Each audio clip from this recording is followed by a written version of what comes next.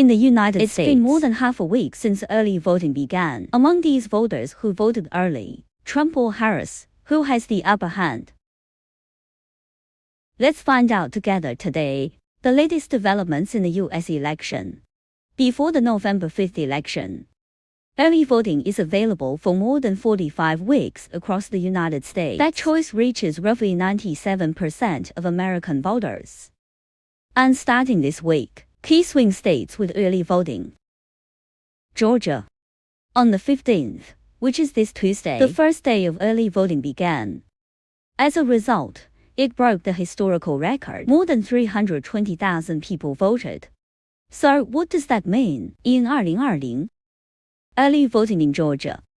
It also broke the historical record. But what about the turnout on the first day? Just less than 136,000. Then in 2024, it will directly double, and on the 16th, early voting goes into the next day. This trend shows no signs of slowing down at all. Only on the morning of the 16th, 9 万 more votes. Georgia local elections. About the expected. The total number of votes cast 2 days before the early voting 500,000. Remember that in the 2020 election, Biden in Georgia, that's 12,000 more votes for Trump. So, every vote counts.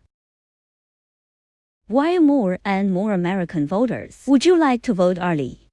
Well, there are a lot of factors.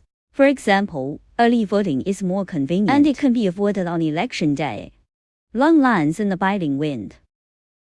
At the same time, you can also avoid mail-in statistics, this drawback. NBC surveys early voters across America. Did an up-to-date survey. It turns out that now there are already 5% of registered voters. They have completed the voting. What's more, 47% of the electorate plan to mention it before November 5th. Before voting, that is to say, before Election Day, 52% of all American voters have cast their ballots. The NBC investigation among these also voters who voted early, Harris leads Trump by 17%. But the name of the election that is planned to be voted on Trump leads Harris by 21 percentage points. So even though early voting has taken place, it's still hard to tell who won and who lost. But a recent poll by Harvard University found that among early voting voters in key swing states, 48% of voters voted for Trump. 47% of voters voted for Harris. This result is important. It was disruptive. This breaks the inherent advantage of early voting Democrats, and it reflects Trump's strategy in swing states. It's working. For him, this is a major positive news.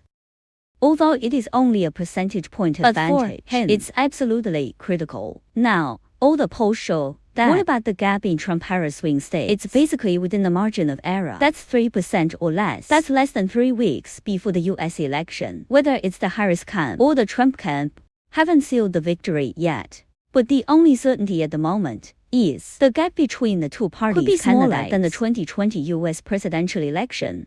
Therefore, in the remaining 3 weeks, Trump and Harris, you have to do everything you can in the swing.